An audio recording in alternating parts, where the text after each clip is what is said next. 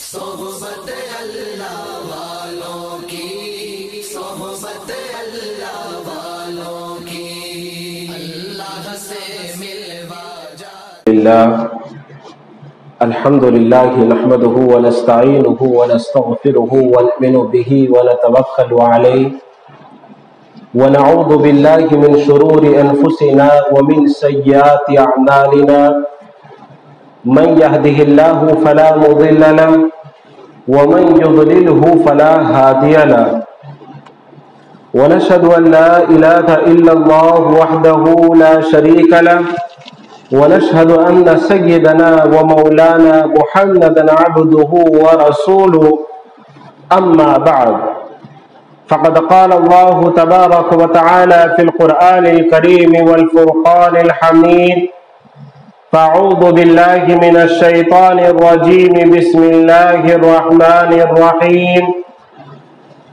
يا أيها الذين آمنوا ادخلوا في السلم كافة ولا تتبعوا خطوات الشيطان إنه لكم عدو مبين صدق الله العظيم.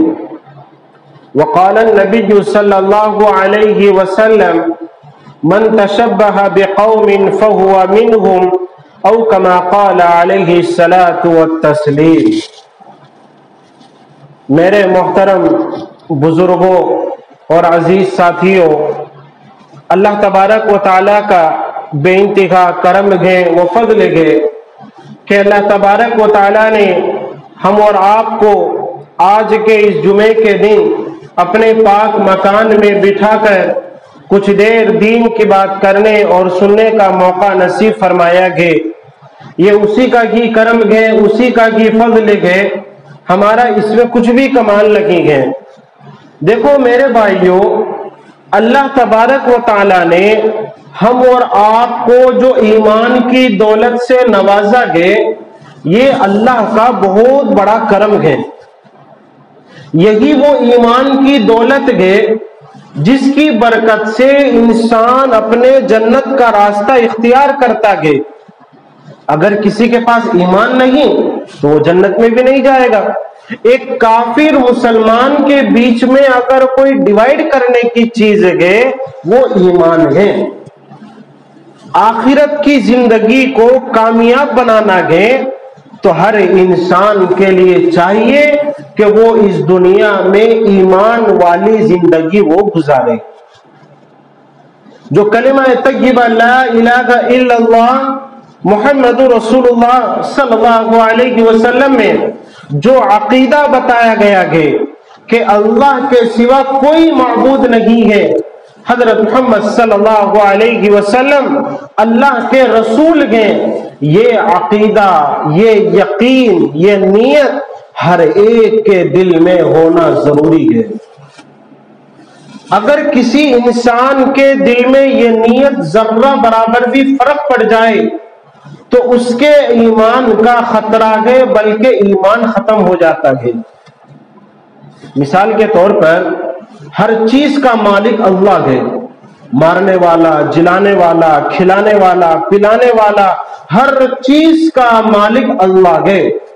اب اگر کوئی انسان کسی مجبوری یا پریشانی کی وجہ سے اللہ کے سامنے مانگنے کے بجائے کسی اور کے پاس چلا گیا، کسی اور کے پاس جا کر کے وہاں منت مانگ رہا ہے، تو سمجھ جاؤ کہ اس کے یقین میں کمی آ گئی ہے.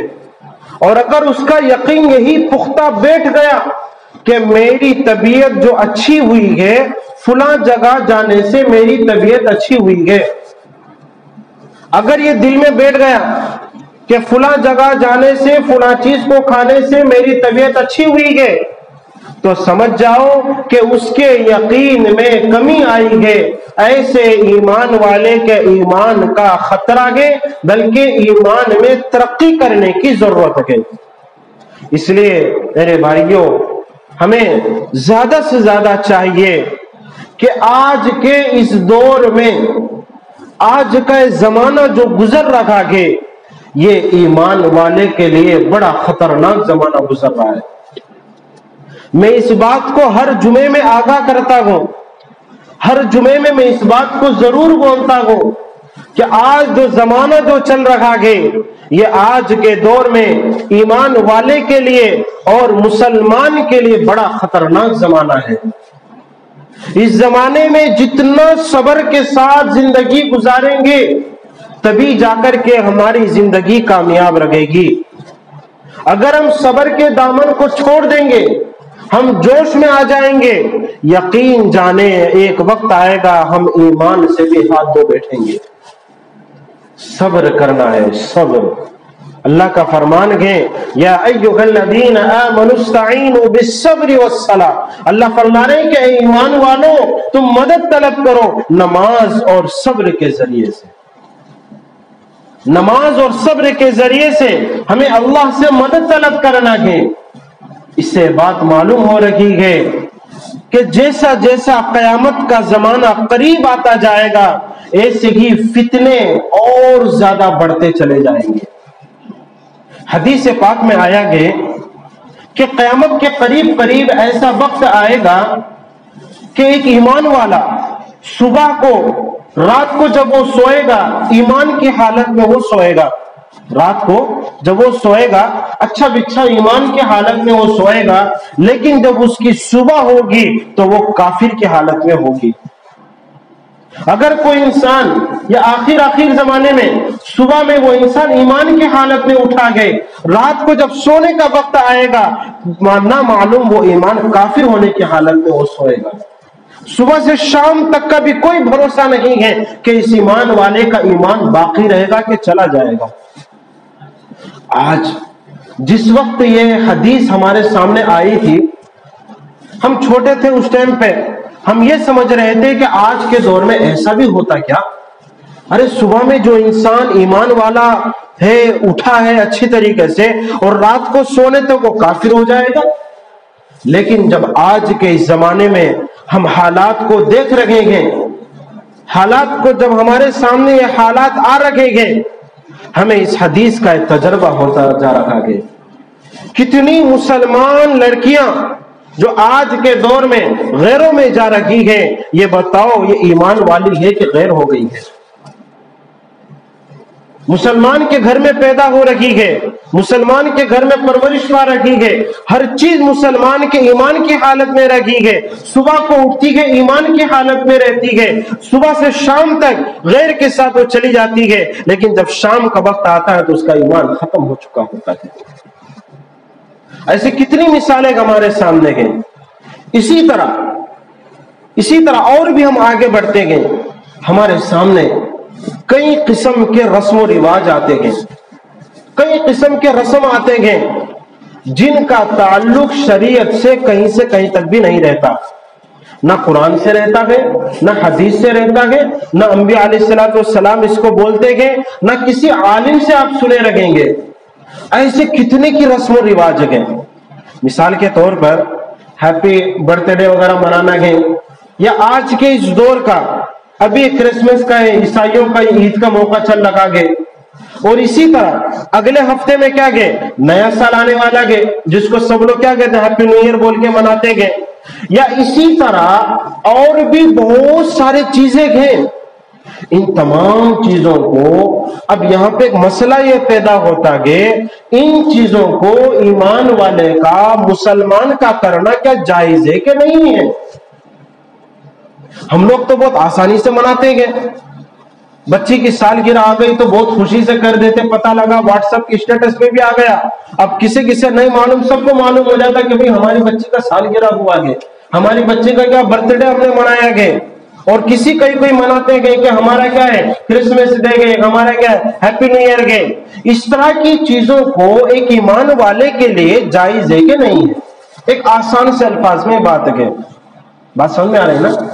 تو اس کا یہ جواب ہے کہ جو چیز ہمیں شریعت سکھاتی ہے، یعنی انبیاء علیہ السلام نے جو بات ہمیں بتائی، یا قرآن نے جو بات بتائی، یا حدیث سے جو بات ملی، یا آج کے علماء کرام کے واسطے سے جو بات ہمیں ملی ہے، وہی چیزوں کو ہمیں کرنا ہے، اور جن کا تعلق قرآن اور حدیث سے نہیں ہے، برتھ ڈے کا منانا گئے یا اسی طرح کرسمس ڈے کا منانا گئے، یہ ہمارے اس مذہب کے بالکل خلاف گئے. لہذا ان چیزوں کا منانا، ان چیزوں کا کرنا قطعاً جائز نہیں ہے.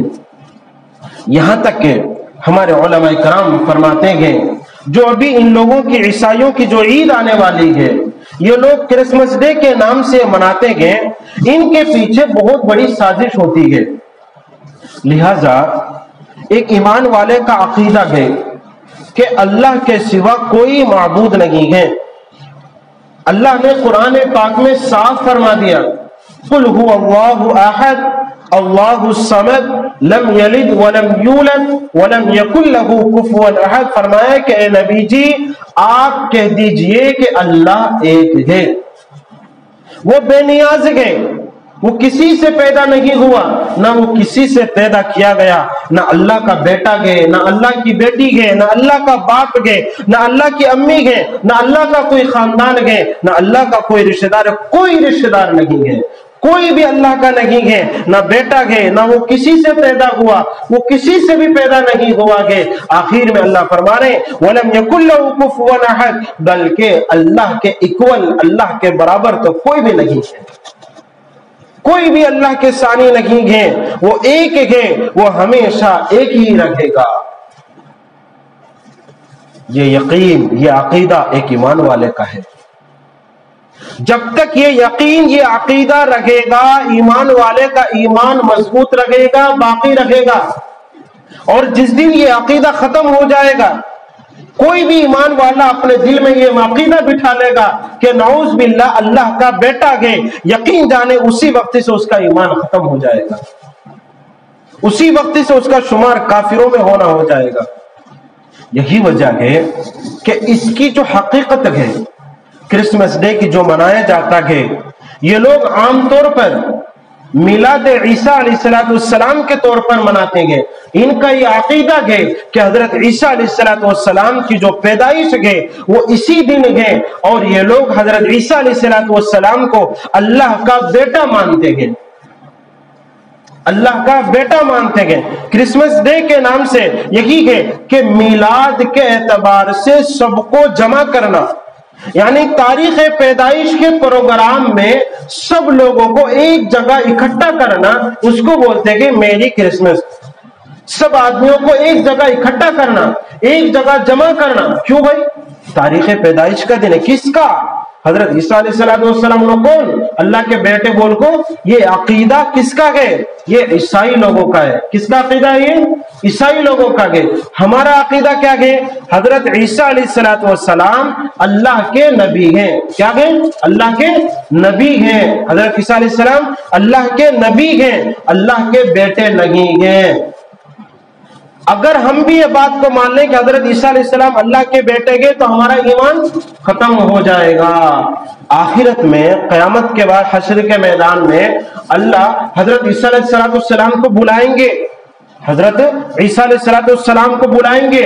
ساری قوم یہ رہے گی جو لوگ دنیا میں عیسائی مذہب کے گئے، حضرت عیسیٰ علیہ السلام کو جو لوگ اللہ مانتے گئے، ان کو سب کو بلائے گا. اللہ ایک جگہ اکٹھا کرے گا، حضرت عیسیٰ علیہ السلام کو بلائے گا، آمنا سامنا کر کے حضرت عیسیٰ علیہ السلام کو پوچھے گا، اے عیسیٰ علیہ السلام بتاؤ کیا آپ نے ان لوگوں کو بولا ہے کہ مجھے خدا مانو؟ اللہ پوچھیں گے عیسیٰ علیہ السلام سے. حضرت عیسیٰ علیہ السلام فرمائیں گے یا اللہ آپ اچھی طرح جانتے ہیں آپ کی ذات بے نیاز ہے، آپ کی ذات پاک ہے، میں نے کسی کو کچھ نہیں بولا ہے، میں نے تو لوگوں سے اتنا ہی بولا ہے جتنا آپ نے مجھے کہنے کا حکم فرمایا. وہ کیا تھا کہ اے لوگوں اللہ کی طرف آ جاؤ، کلمہ پڑھ لو، کامیاب ہو جاؤ گے.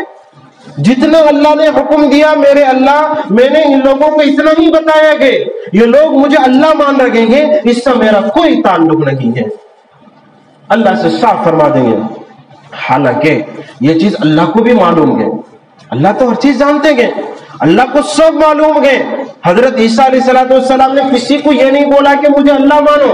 یہ لوگ غلط عقیدہ لے لیے، لیکن پھر بھی اللہ تبارک و تعالی ثبوت کے طور پر ان لوگوں کے سامنے کھڑا کریں گے اور پوچھوائیں گے.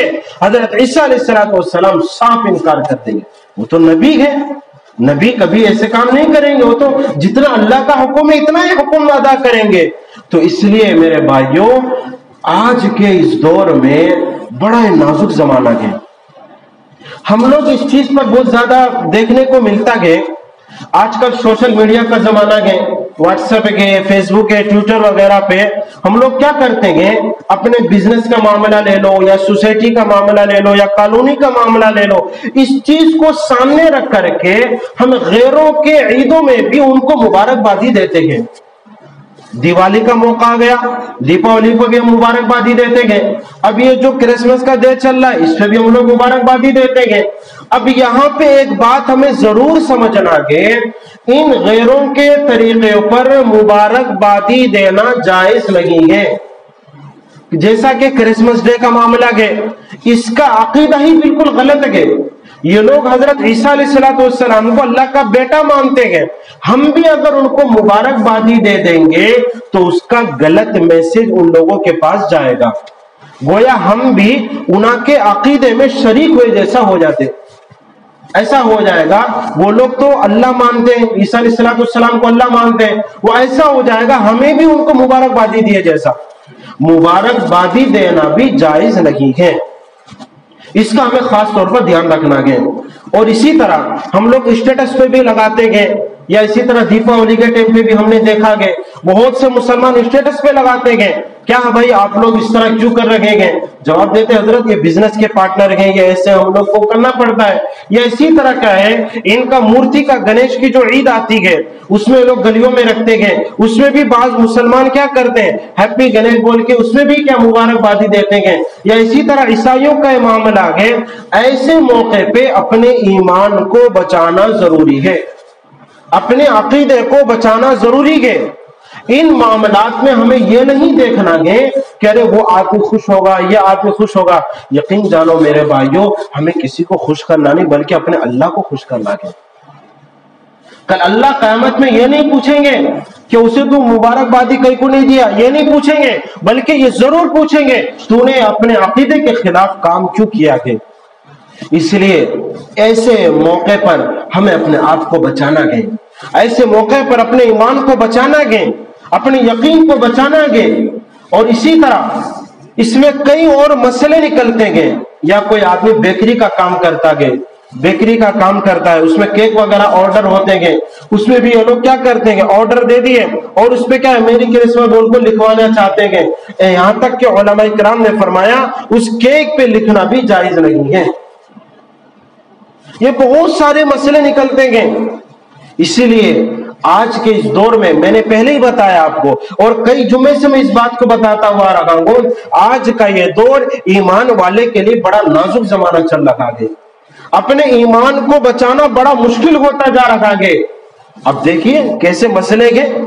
ایک عام آدمی کیا بولے گا، حضرت کیا ہوتا، حضرت بولے تو کیا ہو گیا، ہم بول لیں گے کیا ہو گیا، بولے تو کیا ہو گیا، ہم گناہ کر لیں گے اللہ معاف کر دے گا۔ آج کئی لوگ یہ جملہ بولتے گئے، ہم نے کئی لوگوں کو سمجھایا کہ بھائی ایسا نہیں کرنا ہے، وہ لوگ نڈر دل سے ڈر چلا گیا، صاف بولتے گئے حضرت کیا ہوتا، حضرت ایک بار نماز چھوڑیے تو کیا ہو گیا، حضرت ایک بار بولے تو کیا ہوا، حضرت اللہ ہم کو معاف کر دے گا۔ میرے بھائیوں تھوڑا سوچ کر کے دیکھو، ہماری زندگی کا اتنا بھی بھروسہ نہیں ہے۔ ہمارے نبی صلی اللہ علیہ وسلم نے فرمایا ایک سلام پھیر کے دوسری سلام تک کا بھی بھروسہ نہیں ہے۔ ہم تو جوش میں آ کر کے بول دیتے ہیں ارے اللہ معاف کر دے گا، اللہ معاف کر دے گا۔ یقین جانو ہم نے گناہ کر دیا، اگر توبہ کی بھی توفیق نہیں ہوئی، اس حالت میں ہماری روح قبض ہو گئی، بتاؤ ہمارا حشر کیا ہوگا، ہمارا حشر کیا ہوگا۔ نبی پاک صلی اللہ علیہ وسلم کا فرمان ہے من تشبہ بقوم فہو منہم، کہ جو قوم جس قوم کا طریقہ اختیار کرتی ہے اللہ اسی کے مشابہت میں ان کو کر دیتا ہے۔ اور ہم دنیا میں جن لوگوں کے ساتھ بیٹھتے ہیں، جن لوگوں کے ساتھ ہمارے تعلقات ہیں، آخرت میں بھی اللہ تبارک و تعالیٰ انہی لوگوں کے ساتھ ہمیں اٹھائے گا۔ اور آخرت میں پوری دنیا کے سامنے ہماری ہسٹری آ جائے گی۔ جیسے سی سی ٹی وی کیمرے کے سامنے ہم لوگ ڈرتے ہیں نا کوئی غلط کام کرنے واسطے، ٹی وی میں کیسا ہمارے کرتوت آ جاتے ہیں، پوری دنیا کے سامنے ہماری پوری ہسٹری آ جائے گی، پوری دنیا دیکھے گی کہ ہم نے کیا کیا ہے کیا نہیں کیا ہے۔ اس لیے میرے بھائیوں آج کے اس دور میں یہ جو وقت چل رہا ہے، ہمیں ایک ایک چیز معلوم کر کے زندگی گزارنا ہے. خاص طور پر جو غلط رسم و رواج ہے ان میں اپنا ٹائم برباد کرنے کے بجائے ایسے وقت میں اپنا وقت لگانا گے، ایسے عمل میں اپنا وقت لگانا گے جو ہمارے اوپر فرض اور واجب ہے اور سنت ہے. ہم لوگ تو فرائض کو آسانی سے چھوڑ دیتے ہیں، واجبات کو آسانی سے چھوڑ دیتے ہیں، لیکن جب کوئی رسم کرنے کا وقت آتا ہے سب سے آگے ہم لوگ رہتے ہیں. نماز چھوڑ دیتے ہیں کتنا آسانی سے، بھائی نماز کو آؤ، ذرا کام نہیں ہے، ذرا ٹائم نہیں ہے، یہ نہیں ہے، ہزاروں بہانے آ جائیں گے. اور اسی طرح فرض کو چھوڑنا ہمارے لیے آسان ہو گیا، واجب کو چھوڑنا ہمارے لیے آسان ہو گیا، جبکہ اللہ کے نبی صلی اللہ علیہ وسلم کی طرف سے یہی فرمان ہے نماز جنت کی کیلی ہے. اب کسی گھر میں کیلی ڈال کو ہے، جانا ہے تو کیسے جائیں گے؟ کیلی کھلے گا تبھی تو اندر جائیں گے نا. ہم لوگ جنت جنت جنت بولتے ہیں، نماز کو چھوڑیں گے تو جنت کہاں سے ملے گی؟ جنت میں جانا ہے تو کیلی کھولنا پڑے گا. جنت کی چابی تبھی کھلے گی جب ہم دنیا میں نماز پڑھیں گے. روز محشر کے جاں گداز بود، اولین پرستی نماز بود. حشر کے میدان میں سب سے پہلے حساب و کتاب کیا جائے گا تو سب سے پہلے نماز کے بارے میں پوچھا جائے گا. ہم لوگ فرض کو، واجبات کو آسانی سے چھوڑ دیتے گے، لیکن جب کوئی رسم کرنا آتا ہے نا، اچھے ٹپ ٹاپ ہو کر کے، کپڑے ایک سے ایک پہن کر کے، اچھا سینٹ لگا کر کے سب سے آگے ہم لوگ رہیں گے. اپنے بچے کا برتھ ڈے کا ٹائم آ جانے دو، بڑا کیک آ کر کے ابا سب سے پہلے کیک کے سامنے چھری لے کر کے کھڑے گا. میں ایسے لوگوں سے پوچھنا چاہتا ہوں، کیا ایسے وقت میں کیک کاٹنا فرض تھا؟ کیا ایسے وقت میں کیک کاٹنا واجب تھا؟ کیا ایسے وقت میں کیک کاٹنا سنت تھا؟ کیا ہمارے نبی صلی اللہ علیہ وسلم نے اس کام کو کیا گیا؟ ہاں، یہی چیز ہمارے عقیدے کو، یہی چیز ہمارے ایمان کے ٹٹولنے کا ذریعہ ہے.